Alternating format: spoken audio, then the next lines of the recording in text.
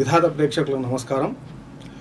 రాష్ట్రంలో ఇప్పుడున్నటువంటి భూమి సమస్యలపైన మాట్లాడడం కోసం న్యాయ నిపుణులు మా దగ్గరికి వచ్చారు. రాష్ట్రంలో భూమి సమస్యలు ఎలా ఉన్నాయి, ధరణి రాకముందు ఎలా ఉంది, ధరణి వచ్చిన తర్వాత ఎలా ఉంది, ఈ భూమి సమస్యల పరిష్కారం కావాలంటే ఏం చేయాలి అనే విషయాలపై చెప్పడానికి మన ముందుకు భూమి వ్యవసాయ రంగ నిపుణులు నల్సార్ యూనివర్సిటీ ప్రొఫెసర్ భూమి సునీల్ గారు మన స్టూడియోకి వచ్చారు. నమస్కారం సునీల్ గారు. రాష్ట్రంలో ఇప్పుడున్నటువంటి ధరణి వల్ల రైతులకు భూ యజమానులకు మేలు జరుగుతుందా లేకపోతే భూస్వాములకు మేలు జరుగుతుందా? ధరణి వల్ల మేలా కీడా అనేది ఆలోచించే ముందు అసలు ధరణి ఏంటో అర్థం చేసుకోవాలి. అంటే మా సమస్యలన్నిటికీ ధరణి పరిష్కారం ఒక వినపడుతుంటుంది, లేదు దీనివల్ల నష్టం జరుగుతుందని. ఒకసారి నేపథ్యంలోకి పోతే ధరణి అంటే ఏంటి? ఒకప్పటి వరకు కాగితాల మీద ఉన్న రికార్డు కంప్యూటర్లో తీసుకొచ్చారు, అదే ధరణి. గడిచిన 40 ఏళ్ళుగా భారతదేశంలో అన్ని రాష్ట్రాలలో ఈ ప్రయత్నం జరిగింది. అంటే కాగితాల మీద రికార్డు ఉండదు, కంప్యూటర్లు తేవాలి అని ఒక్కొక్కరు ఒక్కొక్క పద్ధతిలో చేశారు. ఉమ్మడి రాష్ట్రంలో 2004లోనే ప్రయత్నం మొదలైంది. మొదట్లో ఏం చేశారు, ఏవైతే మనం చేతిరాతో రాసిన కాగితాలు ఉంటాయి వాటిని స్కాన్ చేసి కంప్యూటర్లో పెట్టారు. అలా మీరేం మార్పు చేర్పు చేస్తాను వీలుండదు. ముందు కాగితాల మీద రాయాలి, కాగితాల మీద రాసిన దాన్ని స్కాన్ చేసి కంప్యూటర్లో పెట్టారు. అవి మీరు చూసుకోవచ్చు. రోజులు గడిచిన కొద్ది ఏం చేశారంటే అన్ని కంప్యూటర్లను చేసేటట్టుగా రకరకాల ప్రయత్నాలతోటి తెలంగాణ రాష్ట్రం ఏర్పడే నాటికే ఒక కంప్యూటర్ రికార్డు ఉంది. పేరు పొందో లేదో అందరికి, కానీ మా భూమి అని ఒక వెబ్ పోర్టల్ ఉండేది. ఉమ్మడి రాష్ట్రంలో వెబ్లాండ్ అని ఉండేది. 2 రాష్ట్రాలుగా ఏర్పడిన తర్వాత ఆంధ్రప్రదేశ్ వెబ్సైట్ పేరేమో మీ భూమి, తెలంగాణ వెబ్సైట్ పేరు మా భూమి. ఈ మా భూమి కాస్త ధరణిగా మారింది. మా భూమి వెబ్సైట్లో చాలా తప్పులు ఉన్నాయి, సవరించాలని చెప్పి మొదలుపెట్టి భూరికాళ్ళ ప్రక్షాళన జరిపి దాన్ని తీసుకొచ్చి ధరణిలో పెట్టారు. కానీ ఇప్పుడు ధరణిలో ఏం చిక్కులు వస్తున్నాయంటే, మీరు కంప్యూటర్లో ఏది పెడితే కంప్యూటర్ అదే చూపిస్తుంది. ధరణిలో మీరు సరి చేసిన రికార్డు పెడితే సరైన రికార్డు చూపిస్తుంది, సరి చేయని రికార్డు చూపిస్తే అదే చూపిస్తుంది. ధరణి అద్దం లాంటిది, ముఖం బాగుంటే మా అద్దంలో కూడా బాగా కనబడుతుంది. సమస్య ఎక్కడ వస్తుందంటే, ధరణి రాకముందు భూ రికార్డుల సవరణ ఏదైతే జరిగిందో పూర్తిగా చేయకుండానే పూర్తిగా సవరించని రికార్డు కంప్యూటర్కి ఎక్కింది. పూర్తిగా సవరణ జరగలేదు. ప్రభుత్వం ఒక పక్కన 99% రికార్డులు మేము సవరించినాము, దీన్ని కంప్యూటర్లో పెడుతున్నామని ప్రభుత్వం చెబుతుంది. కానీ వాస్తవ పరిస్థితి చూస్తే 40-50% వరకు బాగానే ఉంది. అంతకంటే మించి కొంచెం చోట్ల బాగుండొచ్చు, కొంచెం 60-70% కావచ్చు. కానీ 100% 99% ఎక్కడ బాగలేదు. ధరణిలో వచ్చింది సరే, అంతవరకు కూడా మనం అర్థం చేసుకోవచ్చు. కానీ ధరణి వచ్చిన తర్వాత ఆ సమస్యల పరిష్కారానికి ప్రయత్నం జరగాలి. ధరణి సమస్యల పరిష్కారానికి యంత్రాంగం ఉండాలి. గ్రామ స్థాయి నుంచి రాష్ట్ర స్థాయి వరకు ధరణి పరిష్కరించే అవకాశం కనుక ఉంటే ఈ తప్పులు సవరించుకునే అవకాశం ఉండే. తప్పులు 2 జరిగినాయి. ఒకటి, పూర్తిగా సవరణ జరగకుండానే మనం ధరణిలో పెట్టాము. ధరణిలో సవరించడానికి ఇప్పుడున్న యంత్రాంగం ఏముంది? జిల్లా కలెక్టర్ తప్ప ఎవరికీ అధికారం లేదు. అంటే తెలంగాణలో ఏ రైతుకు సమస్య ఉన్నా 33 మంది అధికారులు మాత్రమే పరిష్కారం చేయాలి. ధరణి చట్టం తీసుకొచ్చిన తర్వాత సెక్షన్ 9 ప్రకారం అధికారులు ఏ తప్పు చేసినా చేయకపోయినా అతను ప్రశ్నించే అధికారం. ఇది వలన దీన్ని ఎట్లా అర్థం చేసుకోవాలి? సెక్షన్ 9ని మనం 2 వైపులు చూడాలి. ఒకటి, వాళ్ళు తప్పులు చేస్తే ప్రాసిక్యూట్ చేయడానికి అవకాశం లేదని ఆ సెక్షన్. రెండవది, ధరణిలో ఏ తప్పులు జరిగినా సరే సవరించే అధికారం మళ్ళీ రెవెన్యూ యంత్రాంగానికి లేదు. అంటే ఈ రోజున భూమి హక్కులు వస్తే తహసీల్దార్ మ్యూటేషన్ చేస్తాడు, కొనుక్కుంటే రిజిస్ట్రేషన్ మ్యూటేషన్ జరిగిపోతుంది. ఏ తప్పులున్నా ఈ చట్టం రాకముందు పరిస్థితి ఏంటి? ఆర్డీఓకి అప్పీలేట్ అధికారిగా ఉండేవాడు, జాయింట్ కలెక్టర్కి రివిజనల్ అధికారాలు ఉండేటి, ఆ పైన సీసీఎల్ఏకి అధికారాలు ఉండేటి. అంటే ప్రజలకి అక్కడికి వెళ్ళడానికి కొంత అవకాశాలు ఉండేటి. ఈ రోజున ఏమవుతుంది? ఏ సమస్య వచ్చినా కోర్టుకు వెళ్ళాలి అంటే కోర్టు ఫీజు కట్టాలి, లాయర్ని నియమించుకోవాలి. కోర్టులో కూడా వేల సంఖ్యలో లక్షల సంఖ్యలో కేసులు పెండింగ్ ఉన్నప్పుడు ఒక టైటిల్ సూట్ వెళ్ళి సివిల్ కోర్టులో వేసుకుంటే 3-4 సంవత్సరాలు పడుతుంది పరిష్కారం కావడానికి. దానివల్ల ఇబ్బందులు వస్తున్నాయి. ధరణి వచ్చిన తర్వాత 50 సంవత్సరాల క్రితం భూములు అమ్ముకున్నటువంటి వాళ్ళు కూడా ఇవాళ ధరణిలో పాస్ పుస్తకాలు తీసుకొని వివిధ కారణాల చేత ఈ భూములు మావే అని చెప్పి వచ్చేసి వీళ్ళని భూముల నుంచి ఎలగొడుతున్నారు అని, అసలు ఒరిజినల్ రైతులను ఎలగొడుతున్నారు అనేది ఒక విమర్శ ఉంది. ఇదేంది? ఇది నిజమా కాదా? అంటే ధరణిలో రికార్డు ఎక్కడి నుంచి వచ్చింది? కాగితాల ఏ రికార్డు ఉంటే తీసుకొచ్చారు. తెలంగాణలో పరిస్థితి ఏముండే? పట్టాదారు కాలంలో ఒక వ్యక్తి పేరు ఉండేది, కబ్జా కాలం లేదా అనుభవదారు కాలంలో వేరే వ్యక్తి పేరు ఉంది. రకరకాల పద్ధతుల్లో వీళ్ళకి భూములు వచ్చినాయి. వీళ్ళు సాదాబాయి మీద కొనుక్కున్న వాళ్ళు ఉన్నారు, లేదా రకరకాల ఉద్యమాల ఫలితంగా పేదల చేతుల భూమి వచ్చిన వాళ్ళు ఉన్నారు. కానీ వీళ్ళందరూ కేవలం సాగుదారి కాలం లేదా అనుభవదారి కాలంలో మాత్రమే ఉన్నారు. పట్టాకాలంలో వేరే వాళ్ళు వచ్చారు. ధరణి రాగానే పట్టాకాలంలో ఉన్న వాళ్ళు మాత్రమే ధరణికి ఎక్కారు. ధరలు ఉన్న వాళ్ళకి పాస్ పుస్తకాలు వస్తాయి. దానివల్ల ఏమవుతుంది, ఎప్పుడో భూములు వదిలేసి వెళ్ళిపోయిన వాళ్ళు కూడా ఇప్పుడు ఈ భూములన్నీ మావి అనే ఒక డిమాండ్ చేయటం, లేకపోతే ఆ భూములకు వెళ్ళే పరిస్థితి ఏర్పడింది. ఏం జరిగి ఉండాల్సింది ధరణి తెచ్చినప్పుడు? నిజంగా సర్వే జరిగి ఉండాల్సింది. తెలంగాణకు కావాల్సింది, ముందుగా చేయాల్సింది భూముల సర్వే. దురదృష్టం ఏంటంటే ఏదైతే మనం చెయ్యాలో దాన్ని 9 ఏళ్ళుగా చేస్తాం చెబుతూ ఆపుతూ వస్తున్నాము. ఏదైతే తర్వాత చేయాలో కంప్యూటరీకరణ అది ముందే చేసేసాం. దానివల్ల ఏమవుతుంది, కాగితాల్లో ఉన్న తప్పులన్నీ కంప్యూటర్కి ఎక్కినాయి. అంటే ఆ కంప్యూటర్కి ఎక్కిన తప్పుల్ని సవరించుకోవడానికి అవకాశం లేకుండా. ఇలాంటి మార్పులు చేస్తే ధరణిలో సమస్యలకు పరిష్కారం దొరుకుతుంది. 2 చాలా చిన్న అంశాలు, చిన్న పనులు చేస్తే పెద్ద మార్పు చేయవచ్చు. ఒకటి, పూరికాళ్ళ పక్షాలు మళ్ళీ చేయండి. ఒకసారి చేయాలని నేను రాసలేదు కదా. అప్పుడున్న రికార్డు బాగలేదని పూరికాళ్ళ పక్షాలు చేశాము. అదేదో 100 రోజుల టార్గెట్ పెట్టడం వల్ల ఊరికే 10 రోజులు టైం ఇస్తున్నామంటే కొన్నిసార్లు ఆ గ్రామాలకు వెళ్లకుండా కూడా రికార్డు ప్రక్షాళన అయిపోయింది. ఈ రోజున ధరణి రికార్డు మళ్ళీ గ్రామాలకు పంపండి, మళ్ళీ భూ రికార్డుల ప్రక్షాళన చేయండి. రైతుల దగ్గర ఏం రికార్డు ఉంది, ధరణి ఏం చెప్తుంది, పాత రికార్డు ఏముంది, వెరిఫై చేసి చూసి తప్పులు ఏమైనా ఉంటే గ్రామాలన్నీ గుర్తించి గ్రామ సభలు పెట్టండి, లేదా రెవెన్యూ కోర్టులు పెట్టండి. ఇంకో పద్ధతిలో గ్రామ స్థాయిలోనే మళ్ళీ సమస్య పరిష్కరించి వాటిని కంప్యూటర్కి ఎక్కించడం వెంటనే చేయగలిగే ఒక పరిష్కార మార్గం. ఇక రెండోది ఏంటంటే, తెలంగాణ రాష్ట్రంలో భూ సమస్య సమగ్రంగా శాశ్వతంగా పరిష్కారం కావాలి అంటే భూముల సర్వే తప్పనిసరి. ఈ రాష్ట్రంలో, ఈ ప్రాంతంలో చివరిసారి సర్వే జరిగింది 1940. 1910 నుంచి 1940 మధ్య ఆ 30 ఏళ్ల కాలంలో జరిగిన సర్వే రికార్డునే మనం ఇప్పటికీ ప్రామాణికంగా వాడతాం. అంటే మనకు స్వాతంత్రం వచ్చిన కానీ ఇంతవరకు భూముల సర్వే జరగలేదు. 30 ఏళ్ళకి ఒకసారి జరగాలి. అందుకే తెలంగాణ ఏర్పడగానే మొదటి బడ్జెట్లోనే 1000 కోట్ల రూపాయల కేటాయింపు జరిగింది భూముల సర్వే చేయాలి అని. రెండో బడ్జెట్లో 1000 కోట్ల కేటాయింపు. మూడో సంవత్సరానికి వచ్చేసరికి కేంద్రం 563 కోట్లు అడిగితే 83 కోట్ల రూపాయల ఫస్ట్ ఇన్స్టాల్మెంట్ రిలీజ్ చేసింది. కానీ మనం ఇప్పటిదాకా భూముల సర్వే మీద నాకు తెలిసి రూపాయి కూడా ఖర్చు పెట్టలేదు. భూముల సర్వే చేస్తేనే శాశ్వతంగా పరిష్కారం అవుతుంది. తెలంగాణ ప్రభుత్వం భూ సర్వే చేయకపోవడానికి కారణం ఏంటి? దీని వెనకాల ఉన్నటువంటి కుట్ర కోణం ఏమైనా ఉందా? భూముల సర్వే చేస్తే ఒకేసారి సమస్యలు బయటపడతాయి. అన్ని అంటే తేనెతూటిని కదిపినట్టుగా ఉంటుంది. కానీ కదపాలి ఎప్పుడో ఒకప్పుడు. ఎందుకంటే ఎప్పుడో ఒకసారి కదిలిస్తే సమస్యలన్నీ పరిష్కారం చేసుకుంటే ఇంకా ఆ తర్వాత బాగుంటుంది. ఇప్పుడు పక్కన ఉన్న ఆంధ్రప్రదేశ్ రాష్ట్రంలో ఆ పని మొదలు పెట్టుకున్నారు. సంవత్సర కాలం పైన అయింది.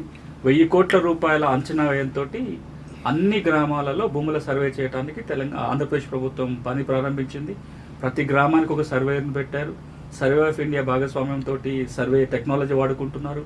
నల్సా యూనివర్సిటీ, తెలంగాణలో ఉన్న నల్సా యూనివర్సిటీ ఆంధ్రప్రదేశ్కి లీగల్ సహాయం చేస్తుంది. ఆ సర్వే ప్రాజెక్ట్లో ఉన్న లీగల్ ఇష్యూస్ని ఎట్లా అధిగమించాలనేది. రాబోయే ఇంకొక సంవత్సర కాలంలో రాష్ట్రం మొత్తంలో సర్వే పూర్తి చేసి కొత్త రికార్డు తయారు చేసుకుంటుంది ఆంధ్రప్రదేశ్ ప్రభుత్వం. నిజానికి ఒక మాటకు వస్తే తెలంగాణతో పోల్చుకుంటే ఆంధ్రప్రదేశ్ రికార్డు బాగుంటుంది. అది మద్రాస్ ప్రెసిడెన్సీలో భూముల సర్వే కొంచెం బెటర్గా జరిగింది. అప్పుడు రికార్డు బాగుంటుంది.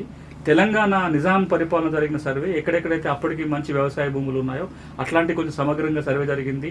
ఏదైతే డ్రై ల్యాండ్, వేస్ట్ ల్యాండ్ ఎక్కువ ఉందో మనకి తెలంగాణలో చూస్తామో ఒక్కొక్క సర్వే నెంబర్లో 1000 ఎకరాల భూములు ఉంటాయి. ఆంధ్రప్రదేశ్లో ఇక్కడ 10 ఎకరాలకు మించి ఏ సర్వే నెంబర్లో ఉండదు. తర్వాత అసలు సర్వే చేయని భూమి చాలా ఉంది తెలంగాణలో. బిలా నెంబర్ భూములని, గట్ నెంబర్ భూములని. మరి సర్వే చేయాల్సిన అవసరం ఎక్కడ ఎక్కువ ఉంది? తెలంగాణ రాష్ట్రంలో సర్వే జరగాల్సిన అవసరం చాలా ఎక్కువ ఉంది. కానీ ఇక్కడ మొదలు పెడితే సర్వే ప్రారంభించినప్పుడు సమస్యలు చాలా వస్తాయి. ఒక్కసారి కనుక దీన్ని పరిష్కరించుకుంటే దీనివల్ల అన్ని విధాల మేలు జరుగుతుంది. ప్రభుత్వంలో ఉన్న వాళ్ళకు సర్వే చేయడం వల్ల వీళ్ళకి నష్టం ఏమైనా జరుగుతుందా? ఎందుకు దీని వెనకాల కోణం ఏంటిది? సర్వేని ఉద్దేశపూర్వకంగానే ఈ ప్రభుత్వం సర్వే చేయలేదని మీరు ఏమైనా భావిస్తున్నారు? 2-3 అంశాలు ఉంటాయి. సర్వే కనుక చేస్తే మంచి చెట్టు ఇప్పుడు దాకా నేను మాట్లాడినా. సర్వే చేయడానికి అడ్డంకులు ఏముంటాయి? ఒకటి, భూముల కబ్జాకి ఏమైనా ఉంటే బయటపడతాయి. వాళ్ళ కాని భూముల వాళ్ళ చేతులు ఉంటే తెలిసిపోతుంటాయి. రెండవది, ఒకసారి సర్వే అయిపోయిన తర్వాత భూములు ఆక్రమించుకోవటం, మ్యానిపులేషన్ చేయడానికి అవకాశాలు చాలా చాలా తగ్గిపోతాయి. సో ఇప్పుడు అది బేరీజ్ వేసుకోవాలి. ఎక్కడెక్కడైతే భారతదేశంలో సర్వే పూర్తయిన రాష్ట్రాల మీద చూస్తే ఎక్కడెక్కడైతే గట్టి రాజకీయ సంకల్పం ఉందో సర్వే జరిగిపోయింది. ఇప్పుడు ఆంధ్రప్రదేశ్లో నిన్న మొన్న మొదలైంది. కర్ణాటకలో 15-16 ఏళ్ళుగా ఇంక్రిమెంటల్ సర్వేని చేస్తున్నారు. మహారాష్ట్రలో సర్వే జరుగుతుంది. తర్వాత గుజరాత్ రాష్ట్రం ఎప్పుడో సర్వే పూర్తి చేసుకుంది. బీహార్ రాష్ట్రం సర్వే కోసం కొత్త చట్టం తెచ్చుకుంది. ఒరిస్సా సర్వే చట్టం తెచ్చుకుంది. ప్రతి రాష్ట్రంలో కూడా సర్వేకి ప్రయత్నం జరుగుతుంది. ఈ సర్వే అంటే సక్సెస్ఫుల్ కావాలి అంటే బలమైన రాజకీయ సంకల్పం ఉంటే సర్వే చేయొచ్చు. బీహార్ కానీ ఇతర రాష్ట్రాలు, దేశంలోని అనేక రాష్ట్రాల్లో అసలు భూ రికార్డుల నిర్వహణ అనేది ఎలా ఉంది? ఇక్కడ ఎలా ఉంది అంటే భూమి రికార్డుల నిర్వహణ అన్ని రాష్ట్రాల్లో కూడా ఒకటి కంప్యూటర్లకు వచ్చేసినవి. కంప్యూటర్లో సమస్యలు ఉంటే పరిష్కారం చేసే అధికారం ఇంకా రెవెన్యూ యంత్రాంగం చేతులు ఉంది సమస్యలు సరిదిద్దడానికి. తర్వాత మీరు బీహార్ ప్రస్తావన చేశారు కాబట్టి బీహార్లో సమస్యల పరిష్కారాన్ని కూడా చట్టం చేసుకున్నారు. బీహార్ భూ వివాదాల పరిష్కార చట్టం పేరుతోటి ఆ చట్టం చేసుకొని సమస్యల పరిష్కారానికి ప్రయత్నం చేస్తున్నారు. ఈ రోజున దాదాపుగా అన్ని రాష్ట్రాలలో కంప్యూటర్ రికార్డు వచ్చేసింది. ఇక్కడ మనకు మిగతా రాష్ట్రాలతో పోల్చుకుంటే ఒక ప్రధానమైన తేడా ఏం కనపడుతుందంటే మన రాష్ట్రంలో ఉన్న 6వ చట్టంలోనే రికార్డ్ కరెక్షన్కి అవకాశం లేకుండా ఒక చట్టం ఉంది, 6వ చట్టం ఉంది. రెండవది రికార్డులో తప్పు జరిగినా ఈ రోజున కోర్టుకు వెళ్లాల్సిన పరిస్థితి. కోటిరెడ్డి అని రికార్డులో పడాల్సిన బదులు ఇంకేదైనా పేరు పడింది, నా పేరే దానిలో రాశారు, సునీల్ పేరు పడింది. ఇప్పుడు అది సరిచేయించుకోవాలంటే సివిల్ కోర్టు పోయి అది భూమి సునీల్ది కాదు నాదని మీరు ఉత్తర్వులు తెచ్చుకుంటే తప్ప రికార్డు సరిగాని పరిస్థితి. ఒక మాట ఏమంటుందంటే అసలు రికార్డులు ఎవరి కోసం రాస్తున్నారు, ఎందుకు రాస్తున్నారు? భూమి రికార్డులకు ఉన్నది ప్రభుత్వం కొన్ని అవసరాల కోసం నిర్వహించుకునే రికార్డు. మరి ప్రభుత్వ రికార్డులు తప్పు జరిగితే ఎవరు సవరించాలి? ప్రభుత్వం సవరించాలి. ప్రభుత్వం రాసుకునే భూమి లెక్కలలో తప్పులు జరిగితే ఒక సామాన్య రైతు కోర్టుకు పోయి ఎందుకు ఉత్తర్వులు తెచ్చుకోవాలి, అది కూడా ఎంత ఖర్చు పెట్టి అనేది ఒక ప్రధానమైన ప్రశ్న తెలంగాణలో ఉత్పన్నమవుతుంది. ధరణిలో కబ్జా కాలం దొరుకుతడం వల్ల రైతులకు మేలు జరిగిందా, నష్టం జరిగిందా, అసలు ఏం జరిగింది? దీనికి కొంచెం నేపథ్యం కూడా తెలిస్తే నష్టమా లాభమా అర్థమవుతుంది. పహానీలో కబ్జాగా ఉన్నది ఏకైక రికార్డు పహానీ, దానే అడంగల్ అంటాము. ఆంధ్రప్రదేశ్ అడంగల్ ఉండేది కాబట్టి 1992 వరకు విలేజ్ రికార్డ్స్ తెలంగాణకు వేరు, ఆంధ్రాకి వేరువేరుగా ఉన్నాయి. ఉమ్మడి రాష్ట్రంలో ఉన్నా కానీ గ్రామస్థాయి రికార్డులు వేరు. తెలంగాణలో పహానీ అనేవాళ్ళం, ఆంధ్రాలో అడంగల్ అనేది. దాన్నే common record village account number 3 అని తీసుకొచ్చినాం. దాన్ని ఇప్పుడు చాలా గ్రామాల్లో మనం అడంగల్ పహానీ అని, గ్రామ లెక్క నెంబర్ 3 అని అంటుంటాం. ఏ భూమి ఎవరు సాగు చేసుకుంటున్నారో చెప్పే ఏకైక రికార్డు అడంగల్ లేదా పహానీ. ఇక్కడ తప్ప మీరు ఏ రికార్డులో కూడా ఈ సంవత్సరం ఎవరి భూమి ఎవరి ఆధీనంలో భూమిని చెప్పడానికి ఏమి ఉండేది కాదు. ఎందుకు ఆ పహానీ గొప్పతనం అంటే ఆ పహానీ రాసుకునేదేమో ఏ సంవత్సరం ఎవరు ఏం చేసుకుంటున్నారు, ఏం పంట పండిస్తున్నారు, వ్యవసాయ లెక్కల కోసం, పన్ను లెక్కల కోసం రాసుకునేది. అది ఎవరికో పట్టాలు పెట్టి కోసం రాసిన లెక్క కాదు. కానీ ఎందుకు కీలకంగా మారుతుందంటే భూ యజమాని ఎవరో రాసుంటది, ఈ ఎవరి అనుభవంలో ఉందో అనుభవదారి పేరు రాసుంటది. ఈ అనుభవదారికి ఆ భూమి ఎట్లొచ్చిందో రాసుంటది.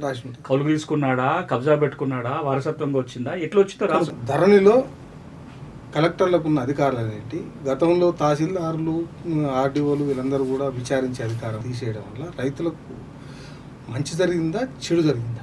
ఇంతకు మునుపు భూముల సమస్య ఉంటే ఊళ్ళో ఉన్న విఆర్ఓ దగ్గర నుంచి జిల్లా కలెక్టర్కు పోయే లోపల అంచెలంచెలే విధానం ఉండేది. ఊళ్ళో విఆర్ఓని అడిగేటోళ్ళు, లేకపోతే మండలికి పోతే ఆర్ఐఓ, లేకపోతే డీటీనో తహసీల్దారో, ఆ తర్వాత ఆర్డీఓ, ఆ తర్వాత జాయింట్ కలెక్టర్, తర్వాత డిఆర్ఓ లేదా ముందు డిఆర్ఓ, తర్వాత కలెక్టర్. ఇన్ని అంచెల వ్యవస్థ ఉంటే ప్రభుత్వం ఈ అంచెలన్నింటినీ తీసేసింది. ఇప్పుడు మరి గ్రామంలో చూస్తే విఆర్ఓ లేడు, విఆర్ఓ వ్యవస్థ రద్దయింది. విఆర్ఏలను కూడా వేరే డిపార్ట్మెంట్కు మార్చే ఆలోచన ఉన్నట్టుగా మనం వింటున్నాము. తహసీల్దార్ ఏమో సబ్ రిజిస్టార్ అయిపోయాడు. తహసీల్దారే సబ్ రిజిస్టార్ అయినాక ఆఫీస్ మొత్తం రిజిస్ట్రేషన్ పనులే చేస్తుంది. ఆర్డీఓకి అధికారాలు లేకుండా పోయినాయి. జాయింట్ కలెక్టర్, డిఆర్ఓల అధికారులన్నీ కూడా ఇప్పుడు కలెక్టర్ చేతిలో ఉన్నాయి. కలెక్టర్ తంపు పెడితే తప్ప మిగతా సమస్యలు పరిష్కారం కావట్లా. ప్రభుత్వం ఎందుకు చేసింది ఈ పని అంటే రెవెన్యూ శాఖలో చాలా విపరీతంగా లంచగొండితనం ఉంది, లేకపోతే రెవెన్యూ అధికారులు పనిచేయట్లేదు, రకరకాల కారణాలు చూపించి ఒక కారణం చెప్పారు. రెండో కారణం ఏం చెప్పారంటే కంప్యూటర్ రికార్డులు వచ్చిన తర్వాత మనుషులతో ఏం పని ఉంటుంది, కంప్యూటర్లలో నేను చేసుకోవచ్చు అని ఒక మాట. మూడోది ఏమన్నారంటే కంప్యూటర్ రికార్డులోనే ఉన్నప్పుడు డిస్క్రిషన్ పవర్ కనుక మళ్ళీ రెవెన్యూ సిబ్బందికి ఇచ్చినట్లయితే ఇబ్బందులు అవుతాయి. బ్యాంకింగ్ సిస్టమ్ లాగా అన్ని రికార్డులో ఉంటే ఏదున్నా ఆయన అమ్మిన ఆయన కొన్న వేలు ముద్ర పెడతాడు, లేకపోతే భూ యజమాని వేలు ముద్ర పెట్టి కలెక్టర్ ఎంఆర్ఓ వేలు ముద్ర పెడితే అయిపోతుంది అనేది ప్రభుత్వ ఉద్దేశం. కానీ ఇప్పుడు కనుక మన వాస్తవ పరిస్థితి చూస్తే వేల సంఖ్యలో ఉన్న భూ సమస్యలో ఎవరైతే బాధపడుతున్నారో వాళ్ళందరూ కలెక్టర్ల కార్యాలయం చుట్టూ లేదా హైదరాబాద్లో ఉన్న భూ పరిపాలన ప్రధాన కమిషనర్ CCLI కార్యాలయం చుట్టూ చక్కర్లు కొట్టాల్సిన అవసరం ఆవశ్యకత ఏర్పడింది. లేదంటే కోర్టుకు వెళ్ళాలి. కోర్టుకు ఎవరు వెళ్ళలేదు, చాలా తక్కువ మంది కోర్టుకు పోగలుగుతారు. ఫీజులు, లాయర్లు ఇవన్నీ ఉంటాయి కాబట్టి. సో ఈ రోజున ఇంకా కాలయాపన పెరుగుతుంది. అందుకే నేను చాలా సందర్భాలు అన్నమాట ఏంటంటే కంప్యూటర్ రికార్డు ఉన్నంత మాత్రాన హ్యూమన్ ఇన్వాల్వ్మెంట్ లేకుండా పరిపాలన జరగడం కష్టమవుతుంది. ఏదో ఒక జరుగుతుందా లేకపోతే నష్టం జరుగుతుందా? తప్పకుండా ఇప్పుడు ఇబ్బందులు అయితే చాలా పెంచినాయి. ఒక పక్కన కంప్యూటర్ రికార్డు ఉండాలి. ఎంత కంప్యూటరీకరణ జరిగినా భూ పరిపాలన చూసే సిబ్బంది గ్రామ స్థాయి నుంచి రాష్ట్ర స్థాయి వరకు పకడ్బందీగా ఉంచాలి. పని చేయకపోతే పని చేయించాలి, తప్పులు జరిగితే శిక్షించాలి, వారికి శిక్షణ ఉండాలి, యంత్రాంగం ఉండాలి. యంత్రాంగం లేకుండా కేవలం కంప్యూటర్ రికార్డు ఉన్నంత మాత్రానే పరిపాలన జరగదు. నేను ఎన్నోసార్లు చెప్పిన మాట మళ్ళీ చెప్తున్నది, ఒక పక్కన ఆధునిక పరిజ్ఞానాన్ని వినియోగించుకుంటూ సర్వే రికార్డులు కంప్యూటరీకరణ చేసుకుంటూనే మరో పక్కన సమస్యల పరిష్కారము, భూముల మీద అజమాయిషీ ఇవన్నీ చేయటం కోసం గ్రామ స్థాయి నుంచి రాష్ట్ర స్థాయి వరకు భూ పరిపాలన సిబ్బంది ఉండాలి. వారికి మీరు ఏ పేరన్నా పెట్టుకోండి, ఏ శాఖలన్నా ఉంచండి, కానీ ఆ సిబ్బంది కనుక లేకపోతే ఈ రోజున మనం అసలు భూ పరిపాలన చూసే వ్యక్తులు లేకుండా అన్ని కంప్యూటర్లోనే చేయించగలిగే స్థాయికి మనం ఇంకా వెళ్ళాల. సొసైటీ ఆ స్థాయికి వెళ్ళలేదు, మన రికార్డు ఆ స్థాయిలో లేదు, టెక్నాలజీ ఇంకా ఆ స్థాయిలో లేదు. అది వచ్చినప్పుడు చేయొచ్చు. తెలంగాణలో ఎన్టీ రామారావు కంటే ముందు గ్రామాల్లో రికార్డులు ఉండేవి. ఎన్టీ రామారావు వచ్చిన తర్వాత మండలాల్లోకి వచ్చాయి. కేసీఆర్ వచ్చిన తర్వాత జిల్లాకు వచ్చాయి. ఇది రైతులకు దగ్గర చేసిందా దూరం చేసిందా భూ రికార్డు? మీరు దూరం ఇంట్లో అనుకుంటారు, రైతు చేతిలో సెల్ ఫోన్లకు రికార్డు వచ్చింది, దూరం కాలేదు, దగ్గరికి వచ్చినాయి. కానీ దగ్గరకు వచ్చిన రికార్డు సరిగ్గా లేదు. మీరు రికార్డు దగ్గరికి తేండి, కానీ దగ్గరికి వచ్చిన రికార్డుని సరిగ్గా చేయకపోవడం వల్ల ఇంకో రకంగా చూడాలంటే చాలా దూరం ఒక విధంగా చూసుకుంటే దగ్గరకు వచ్చినట్టు, ఎందుకంటే చేతిలో సెల్ ఫోన్లోకి వచ్చింది. కానీ దూరం ఎందుకైందంటే వీళ్ళు ఏ తప్పున్నా చాలా దూరంగా పోయి పరిష్కరించుకోవాలి. సేవలు దగ్గరకు వచ్చాయా దూరం అయినాయా? సేవలు తప్పు. ఇప్పుడు నేను అదే అంటున్నా, రికార్డు దగ్గరకు వచ్చినట్టుగా అనిపిస్తుంది, కానీ రికార్డులో ఏ చిన్న తప్పు జరిగినా వాటి పరిష్కారం చాలా దూరంగా వెళ్ళిపోయింది. ఇంతకు మునుపు మండల స్థాయిలో పరిష్కారం అయ్యేది కాస్త ఈ రోజున రాష్ట్ర కేంద్రంలోకి వచ్చేసింది. చాలా సమస్యలకి ధరణిలో కలెక్టర్ కూడా అధికారాలు లేవు, సీసీఎల్ఏ గారికి అధికారాలు ఉన్నాయి, సీసీఎల్ఏ దాకా చేరిపోయింది.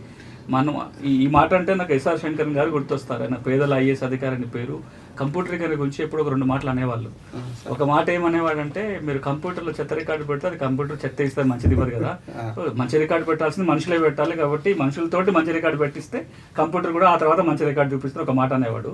2 ఏం చెప్పాడంటే, కంప్యూటరీకరణ ఎంత బాగా చేసుకున్నా హైదరాబాద్లో ఉన్నవాడికో, లండన్లోనో, అమెరికాలో ఉన్నవాడికో రికార్డు తొందరగా చూసుకోగలుగుతాడు, కానీ ఇప్పటికి అరకదున్నే రైతుకి మళ్ళీ రికార్డు కావాలంటే మళ్ళీ అదే కాపీ, ఫిజికల్ రికార్డు, ఒక ప్రింట్అవుట్, ఒక పాస్బుక్ చేతిలో ఉంటే తప్ప చూసుకోలేడు. 2ది సాటిస్ఫాక్షన్, ఒక భరోసా ఎప్పుడు వస్తుంది అంటే మళ్ళీ కాగితం మీద ఉన్నప్పుడే వస్తుంది. దీని రెండింటిని మేళవింపు ఏం జరిగి ఉండాల్సింది, ఒక పక్కన కంప్యూటర్ రికార్డు ఉంచుకుంటూనే కాగితం రికార్డు కూడా రైతు చేతిలో పెట్టాల్సిన పని ఉండే. ధరణి రికార్డు, ఇంకో రికార్డు కూడా. కర్ణాటక రాష్ట్రం దేశం మొత్తంలో భూ రికార్డుల కంప్యూటరీకరణకు ఒక ఆదర్శంగా నిలిచిన రాష్ట్రం. 20-25 సంవత్సరాలుగా ఆ రాష్ట్రంలో కంప్యూటరీకరణ జరుగుతుంది. ప్రపంచంలో చాలా వేదికల మీద కర్ణాటక భూ రికార్డుల కంప్యూటరీకరణ గురించి మాట్లాడుకుంటారు. అలాంటి కర్ణాటక రాష్ట్రంలో సంవత్సర కాలం క్రితము ఇంటింటికి తీసుకెళ్లి రికార్డులు ఇచ్చుకుంటూ ప్రభుత్వం ఒక కార్యక్రమం తీసుకుంది. మీ ఇంటికి మీ రికార్డు పేరుతోటి కంప్యూటర్ రికార్డుల ప్రింట్అవుట్ తీసి ఇంటింటికి ఎందుకు ఇచ్చొచ్చారు అంటే, ఫిజికల్ రికార్డు ఉండటం వల్ల భరోసా ఒకటి, ట్యాంపరింగ్ జరిగినా కంపేర్ చేసుకోవడానికి ఉంటుంది. ఈ రోజున చూడండి, చేతిలో పాస్బుక్ ఉంది, ధరణికి తీసుకుని ఒక ప్రింట్అవుట్ కనపడుతుంది. 4 రోజుల పైన చూస్తే పాస్బుక్ బాగానే ఉంది, ధరణిలో భూములు మాయమవుతున్నాయి, వేరే ఇంకెవరి పేరు పోతున్నాయి. నా చేతిలో కనుక ఫిజికల్ రికార్డు ఉంటే రేపు పొద్దున అడగడానికి ఉంటుంది కదా, ఇగో నా చేతిలో ధరణి రికార్డు ఉంది, ఇది ఎందుకు మారింది అని క్వశ్చన్ చేయడానికన్నా ఉంటుంది. అందుకే ఎక్స్పర్ట్ చెప్తున్న మాట ఏంటంటే, కంప్యూటర్ రికార్డు ఉంచండి, దాంతో పాటుగా ఒక కాపీ మాన్యువల్ రికార్డు పంచాయతీ కార్యాలయంలో, ఒక రికార్డు మండల కార్యాలయంలో పెట్టుకుంటే తప్పలేదు, ఉండటం వల్ల బాగుంటుంది. ఇంకో మాట, ముఖ్యమంత్రి గారు భూ రికార్డుల ప్రక్షాళన ప్రారంభించినప్పుడు ఒకటి అన్నారు, ముందు మీరు పహాని మాన్యువల్గా రాయండి, ఒక కాపీని పంచాయతీలో పెట్టండి, ఒకటి మండల కేంద్రంలో ఉంటుంది, ఒకటి కలెక్టరేట్లో, ఒకటి రాష్ట్ర హెడ్ క్వార్టర్లో ఉంటుంది. ఆ కాగితాలు చూసుకొని కంప్యూటర్లోకి ఎక్కిస్తే తప్పులు తక్కువ జరుగుతాయి, రేపొద్దున ఇబ్బంది ఉన్నా చూసుకోవడానికి అవకాశం ఉంటుందని సాక్షాత్ ముఖ్యమంత్రి గారు అన్నారు. కానీ ఈ రోజున మనం అప్పుడు కాగితాల మీద రికార్డు తయారు చేయలేదు, ఇప్పుడు ధరణి వచ్చిన తర్వాత కూడా కాగితాల మీద రికార్డు లేదు. ఈ కాంగ్రెస్ పార్టీ ధరణిని రద్దు చేస్తూ ఉంటుంది, ఈ ధరణి ముద్దు అని చెప్పేమో ఇప్పుడున్నటువంటి ప్రభుత్వం ఉంటుంది. రాష్ట్రంలో 65 లక్షల భూ కమతాలు ఉన్నాయి, భూమి పాస్ పుస్తకాలు ఉన్నాయి. కానీ ఈ రాజకీయాలలో ప్రధాన ఎజెండాగా ధరణి, ఈ భూమి సమస్యనే ప్రధాన ఎజెండాగా వచ్చింది. ఇది 4 కోట్ల మందిని ఎట్లా ప్రభావితం చేస్తుంది, ఏంది దీని వెనకాల? అంటే ఈ భూమికి సంబంధం లేని వ్యక్తి ఎవరు ఉంటారు? భూమి ఉన్నవాడు, భూమి లేనివాడు కూడా. ఎవరికైనా సరే భూమితో ఒక అవినాభావ సంబంధం. భూమి రికార్డులు సక్రమంగా ఉంటేనే ఒక భరోసా ఉంటుంది. ఏ రాజకీయ పార్టీ అయినా సరే భూమికి సంబంధించి ప్రజలకు కనుక మేలు కోరే చర్యలు తీసుకున్నట్లయితే తప్పకుండా అది ఎన్నికల మీద, వారు ఇచ్చే హామీల మీద చాలా ప్రభావం చూపుతుంది. అందుకే కావచ్చు ఇప్పుడు అన్ని పార్టీలు ఒకేసారి 8 రోజులు లేనిది అన్ని పార్టీలు ధరణి జపం చేస్తున్నాయి, భూముల జపం చేస్తుంది. నా కోరిక ఏంటంటే ల్యాండ్ ఎజెండా ఎప్పుడు ఇట్లనే ఉండాలి లైవ్గా. ఎన్నికల ముందు మాత్రమే కాదు, ఎన్నికల ముందు ఉండాలి, ఎన్నికలప్పుడు ఉండాలి, ఎన్నికలు అయిపోయిన తర్వాత కూడా భూమి ఎజెండా ప్రధాన ఎజెండాగా ఉంటే సమస్యలు పరిష్కారం అవుతాయి. ఇంకొక మాట మనం అర్థం చేసుకోవాలి, కేవలం 65 లక్షల మంది రైతుల గురించి మాట్లాడుతున్నాం అంటే అది వ్యవసాయ భూమి. వ్యవసాయేతర భూమి ఎన్ని వేల మంది, ఎన్ని లక్షల మంది దాంతో ఇన్వాల్వ్ అయి ఉంటారు. కాబట్టి ఈ రోజున ప్రతి రాజకీయ పక్షం కూడా భూములకు సంబంధించి ప్రజలకు ఏం చేయబోతున్నారో చెప్పాలి. ఇప్పుడున్న సమస్యలు మాట్లాడాలి, సమస్యలు తీరడానికి ఏం చేయాలో కనుక అందరూ మాట్లాడి దీన్నే ఎన్నికలలో ఒక ప్రధాన ఎజెండాగా కనుక ఉంచగలిగితే తెలంగాణ అంటేనే భూమి అంటే తెలంగాణ అంత అవినాభావ సంబంధం ఉంటుంది తెలంగాణలో. ఈ నేలపై జరిగిన పోరాటాలన్నీ భూమి కోసమే, ఉద్యమాలన్నిటికీ భూమి ముడిపడి ఉంటుంది. అలాంటి కీలకమైన భూమి మళ్ళా సమస్యలు చిక్కుకుంది. కాబట్టి ఇది రాజకీయ ఎజెండాగా కావటం మంచిదే, కానీ ఆ రాజకీయ ఎజెండాగా చివరి వరకు ఉండాలని కోరుకుంటున్నాను. తెలంగాణలో భూ పోరాటాలే ఎక్కువగా జరిగాయి. భూమికి సంబంధించినటువంటి ప్రధాన ఎజెండాగా తెలంగాణ సాయుధ పోరాటం జరిగింది, తర్వాత నక్సలైట్ల పోరాటాలు జరిగాయి, అనేక లక్షల ఎకరాల భూములు పంపకాలు జరిగింది. ఆ కమ్యూనిస్టులు కానీ నక్సలైట్లు కానీ లేదు భూదానోద్యమం ద్వారా వినోభావ ద్వారా తీసుకొచ్చినటువంటి భూదానోద్యమం ద్వారా పంచబడినటువంటి భూములు కానీ ఇవన్నీ ఇవాళ ఎటుపోయినాయి, ఎక్కడున్నాయి, ప్రజల చేతుల్లో ఉన్నాయా, వేరే వాళ్ళ చేతుల్లో ఉన్నాయా, అది ఏమైంది, వాటికి హక్కులు వచ్చాయా రాలేదా? దాదాపు మీరు చెప్పిన కేటగిరీలు అన్ని కలిపితే 25 నుంచి 30 లక్షల ఎకరాలు అవుతుంది. సీలింగ్ మిగులు భూములు కావచ్చు, లావణి పట్టా భూములు కావచ్చు, భూదాన భూములు కావచ్చు. తర్వాత ఈ 25 లక్షల 26 లక్షల ఎకరాల భూమి ఏదైతే ఉందో చాలా మటుకు ఇప్పుడు ఎవరికైతే ఇచ్చారో వాళ్ళ చేతిలో లేదు. అదంతా చేతులు మారిపోయింది. ఎవరి చేతిలో అయితే ఇంకా ఒరిజినల్గా ఉన్న అసైనీస్ చేతిలో ఉందో వాళ్ళకి పట్టాలు రాకుండా పోయింది. ధరణిలో ఎక్కువ మంది సమస్యలు ఎదుర్కొంటుంది వీళ్ళే ఉంటారు. అసైన్మెంట్ భూములు పొందిన వాళ్ళు, భూదాన భూములు పొందిన వాళ్ళు, భూమి అయితే ఉంది కానీ చాలా మందికి ధరణికి ఎక్కలేదు, ధరణికి ఎక్కింది కానీ పాస్బుక్ రాలేదు, లేకపోతే ఇంకేదో చిక్కులు వచ్చినాయి అంటే బయటపడడానికి ఇబ్బంది అవుతుంది. ఈ 25 లక్షల మందికి ఉన్న ఒక ప్రధాన సమస్య ఏంటంటే ఇప్పటికైనా ఆ భూముల మీద మాకు సంపూర్ణ హక్కులు కావాలని కోరుకుంటున్నారు. ఆ భూములకు సంబంధించి రికార్డు సరిగ్గా ఉండాలని కోరుకుంటున్నారు. 2 అంశాలలో ప్రభుత్వం హామీ ఇచ్చింది కానీ ఇంకా నెరవేరలే. ఒకటి, రికార్డులన్నీ వీళ్ళే ముందుగా క్లియర్ చేస్తాము, అసైన్మెంట్ పొందిన వాళ్ళకు కూడా పాస్బుక్లు ఇవ్వాలి, అట్లా రాని వాళ్ళు దరఖాస్తు పెట్టుకోండి అని ధరణిలో మాడ్యూల్ పెట్టారు కానీ ఇప్పటికీ చాలా మంది చిక్కులు ఎదుర్కొంటున్నారు. రెండోది, ఈ అసైన్మెంట్ భూముల మీద, భూదాన భూముల మీద సంపూర్ణ హక్కులు కల్పిస్తాము, అలాంటి చట్టం చేస్తామని హామీ అయితే ఇచ్చారు కానీ ఇంకా ఆ వైపున ఎట్లాంటి చర్యలు తీసుకోలేదు. ఈ 2 కాకుండా 3వ సమస్య కూడా ఉంది.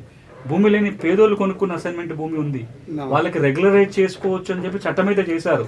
దాదాపుగా 5 లక్షల ఎకరాల భూమి పేదవాళ్ళే కొనుక్కున్నారు. వాళ్ళకి ఇప్పుడు రెగ్యులరైజ్ చేసే అధికారం కలెక్టర్కు ఉంది, కానీ చాలా చోట్ల కలెక్టర్లు ఆ రెగ్యులరైజేషన్ ప్రక్రియ చేయట్లేదు. చేసిన 1-2 జిల్లాల్లో కూడా రెగ్యులరైజ్ చేస్తూ ఏదైతే జిల్లా కలెక్టర్ ఉత్తర్వులు ఇస్తారో ఈ ఉత్తర్వుల మేరకు ధరణిలో పాస్బుక్ తెచ్చుకోవాలంటే ధరణిలో మాడ్యూల్ లేదు, ఈ దరఖాస్తు పెట్టుకోవడానికి కూడా లేదు. అట్లా చెప్పుకుంటూ పోతే ఈ 25 లక్షల ఎకరాల చుట్టూ బోలెడు సమస్యలు అల్లుకొని ఉన్నాయి. ఎవరికి ఈ భూమి ఉందని చూస్తే కూడా ఉన్న వాళ్ళందరూ అయితేనేమో పెద్దోళ్ళు కొనుక్కున్నారు, మిగిలిపోయిన వాళ్ళు ఎవరైనా ఉన్నారంటే అంతా చిన్న చిన్న కమతాలు పేద కుటుంబాలకు చెందిన వాళ్ళే ఉన్నారు. ఈ సమస్య ఎట్లా పరిష్కారం కావాలి? ఒకటి, ప్రభుత్వం ఒక నిర్ణయం తీసుకోవాలి, అసైన్మెంట్ పట్టాలకి పూర్తి హక్కులు ఇచ్చే దానికోసం. పక్కనున్న ఆంధ్రప్రదేశ్ రాష్ట్రంలో ఇంటి స్థలాలు అయితే 15 సంవత్సరాల తర్వాత అమ్ముకునే హక్కులు కల్పిస్తుంది. వ్యవసాయ భూములు కూడా ఏం చేయొచ్చో ఒక కేబినెట్ సబ్ కమిటీ వేసుకున్నారు, చట్టాలను మార్చే ప్రక్రియ జరుగుతుంది. ఇక్కడ కూడా చాలా మంది డిమాండ్ ఏంటంటే పట్టా వచ్చిన తర్వాత 10 ఏళ్ళకో 20 ఏళ్ళకన్నా సరే పూర్తి హక్కులను అమ్ముకునే హక్కులు కూడా కల్పించాలని కోరుకుంటున్నారు. దాని మీద ప్రభుత్వం చట్టం మార్చాల్సి ఉంటుంది, ఒక అంశం. రెండోది, ఎవరెవరికైతే ఇంకా అసైన్మెంట్ భూములు వాళ్ళ చేతిలో ఉండి రికార్డ్ సరిగా లేదో ఒక క్యాంపెయిన్ మోడ్లో వాళ్ళ సమస్యలని ప్రయత్నాలు సాల్వ్ చేయాలి. అన్నిటికంటే ముఖ్యం, ప్రభుత్వానికి ఎప్పుడు భూమి అవసరం వచ్చినా ప్రాజెక్టుల కోసం కావచ్చు, లేకపోతే వేలం పాటేసి ప్లాట్ల కింద అమ్మటానికి కావచ్చు, అసైన్మెంట్ భూములే గుర్తొస్తున్నాయి. వీళ్ళ భూములు తీసుకుంటున్నారు కానీ భూములు తీసుకున్నప్పుడు పట్టా భూములతో సమానంగా నష్టపరిహారం చెల్లించాలి అని చెప్పి వచ్చిన చట్టం కానీ కోర్టు తీర్పులను కానీ అనుసరించి ఈ పూర్తి నష్టపరిహారం సందర్భంలో మనం చూడట్లా.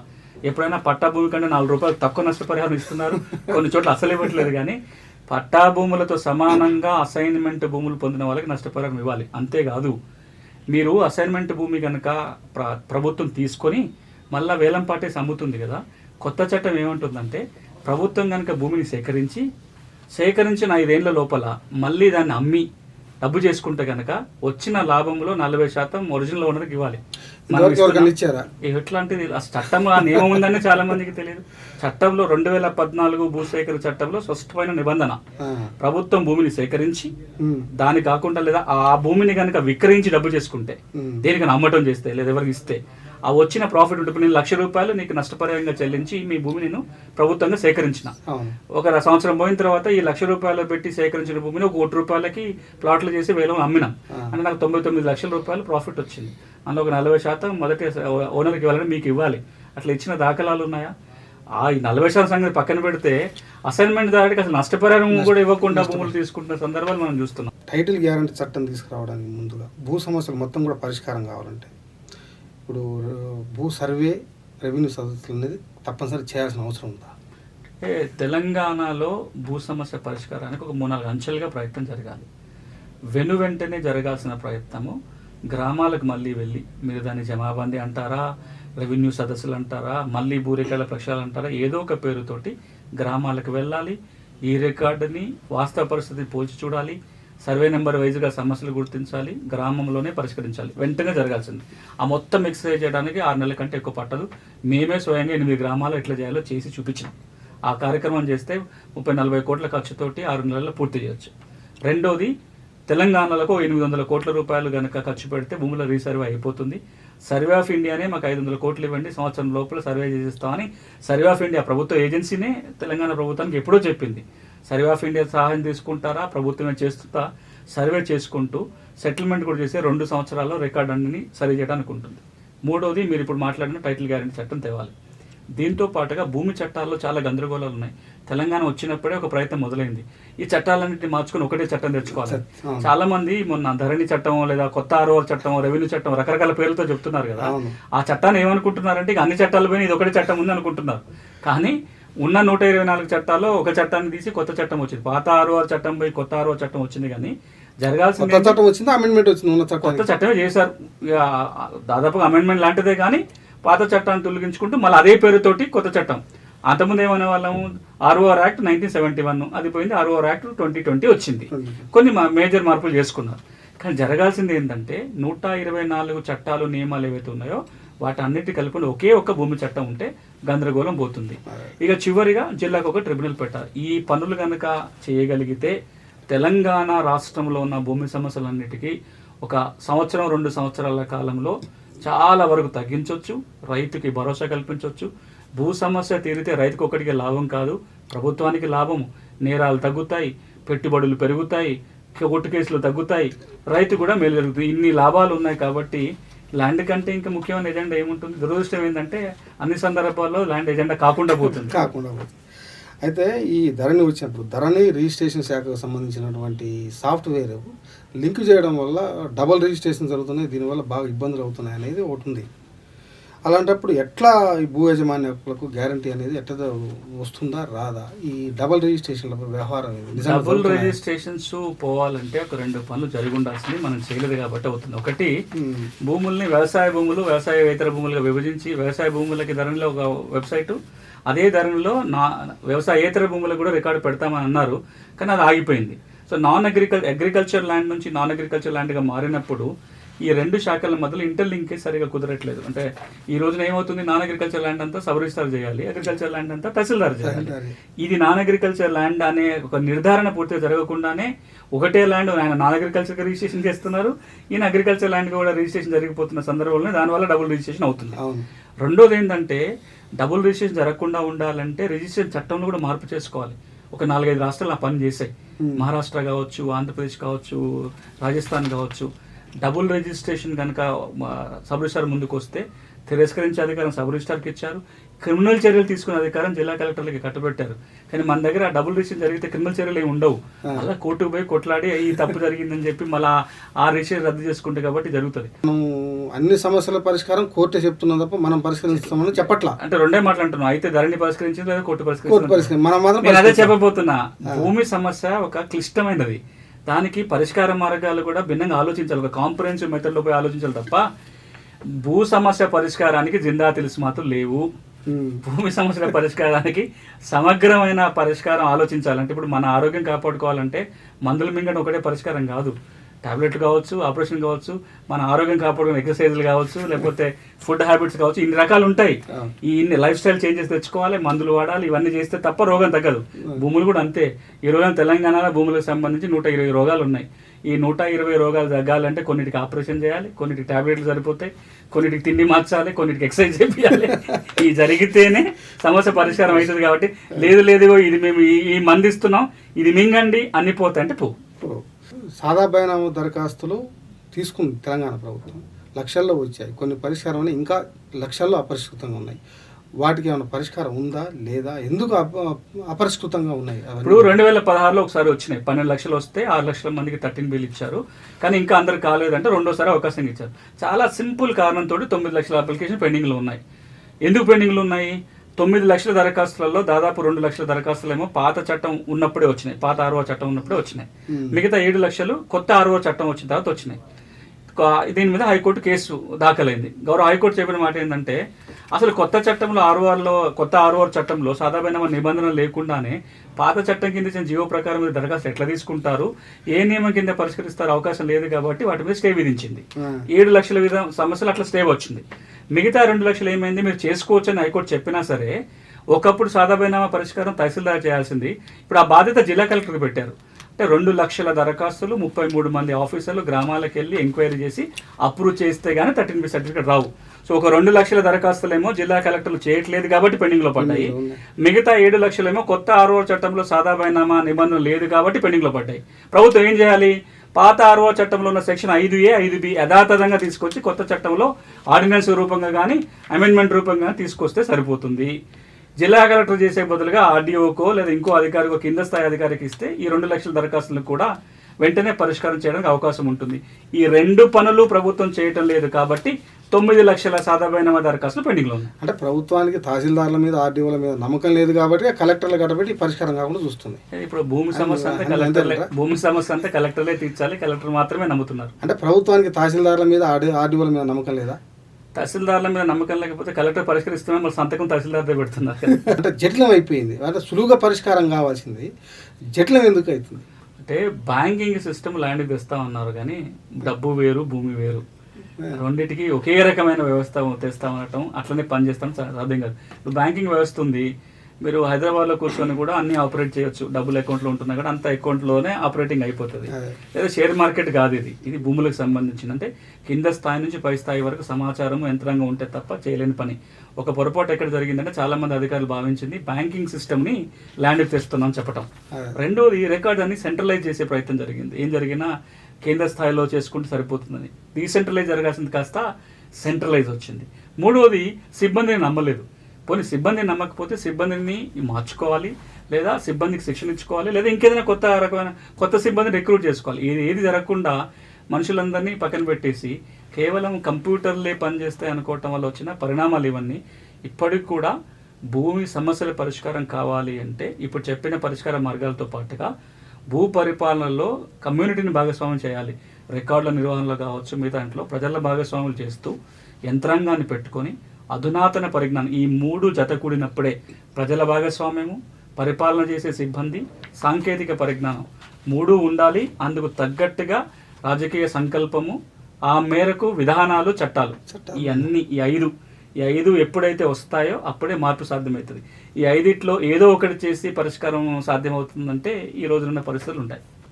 భూమి సమస్యల మీద అనేక సంవత్సరాలుగా మీరు పనిచేస్తున్నటువంటి మీరు తెలంగాణ రాష్ట్రం వచ్చిన తర్వాత ఈ 9 సంవత్సరాలలో జరిగిన మార్పుల్ని బట్టి భూ పరిపాలన అనేది ఏ విధంగా ఉంది తెలంగాణ రాష్ట్రంలో? ఇప్పుడు 9 ఏళ్లలో కొంత మంచి జరిగింది, కొంత మనం మార్చుకోవాల్సింది, అసలు చేయని కూడా చాలా ఉన్నాయి. మంచి ఏం జరిగిందంటే కనీసం ఇప్పుడు ధరణి గురించి వస్తే మంచి ఏంది, కనీసం కాగితాలు కంప్యూటర్కి ఎక్కిన కారణం సరిదిద్దుకోవాలి ఇంకా ఒకటి. రెండోది భూ పరిపాలనలో చాలా మార్పులు తీసుకొచ్చారు, కానీ ఆ పరిపాలన వచ్చిన మార్పులు ఆశించిన ఫలితాలు ఇవ్వట్లేదు. కాబట్టి ఒకసారి మనం బేరీ చేసుకొని చూసుకోవాలి. అసలు ఏం జరిగింది, ఏం చేయాలని మాట్లాడే ముందు భూ పరిపాలన ఎట్లుంటే బాగుంటుందో నేను చెప్పడం కాదు. భారతదేశం కొన్ని గైడ్లైన్స్ తయారు చేసుకుంది, ప్రపంచవ్యాప్తంగా కొన్ని గైడ్లైన్స్ ఉన్నాయి. ఒక 6 నెలల కింద ఐక్యరాజ్య సమితే కొన్ని గైడ్లైన్స్ తయారు చేసింది. భూ పరిపాలన లేదా భూమి హక్కులు మానవ హక్కుగా పరిగణిస్తూ అంటే వివిధ దేశాలు భూ పరిపాలన ఎట్లా చేయాలనేది కొన్ని అంతర్జాతీయ సిద్ధాంతాలు ఉన్నాయి. దీని ప్రకారం ఏం జరగాలి, ఒకటి, భూమి రికార్డులన్నీ పారదర్శకంగా వాస్తవ పరిస్థితికి అద్దం పట్టేలాగా ఉండాలి ఒకటి. 2, భూమి హక్కులు వచ్చిన వెంటనే రికార్డు మారే వ్యవస్థ ఉండాలి. సమస్య వస్తే వెంటనే పరిష్కారం అయ్యేలాగా ఉండాలి. భూమి హక్కులకి ప్రభుత్వం భద్రత కల్పించాలి. ఇవన్నీ బాగున్న చోట ర్యాంకింగ్ బాగుంటుంది. ఇవి లేని చోట మనం వెనుకబడిపోతాం. తెలంగాణ విషయానికి వచ్చినట్లయితే చెప్పుకోదగ్గ మార్పులు 2 కనపడతాయి. ఒకటి, ధరణి కనపడుతుంది. 2వది కొత్త 6R చట్టం కనపడుతుంది.